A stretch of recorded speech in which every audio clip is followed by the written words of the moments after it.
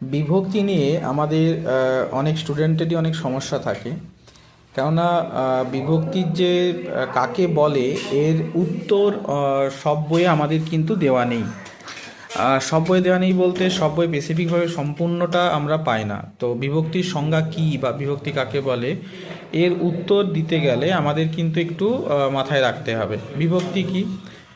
যে বর্ণ বা বর্ণ সমষ্টি শব্দ বা ধাতুর পরে বসে শব্দ বা ধাতুকে পদে পরিণত করে এবং সহজভাবে যদি বলি কারক আর ক্রিয়ার কাল নির্ণয়ে সাহায্য করে, সেই ধরনের বর্ণ বা বর্ণ সমষ্টিকে আমরা বলি বিভক্তি।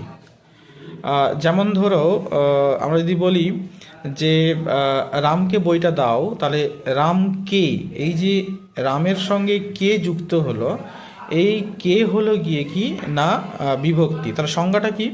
সংজ্ঞাটা হলো যে বর্ণ বা বর্ণ সমষ্টি শব্দ বা ধাতুর পরে বসে শব্দ বা ধাতুকে পদে পরিণত করে এবং কারক ও ক্রিয়ার কাল নির্ণয়ে সাহায্য করে, তাকে বলছি আমরা বিভক্তি।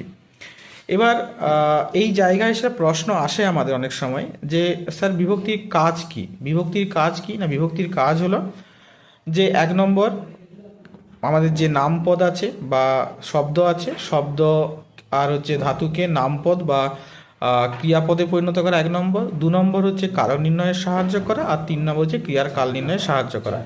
আশা করি এরপর আর তোমাদের এই বিভক্তি নিয়ে কোনো সমস্যা থাকবে না।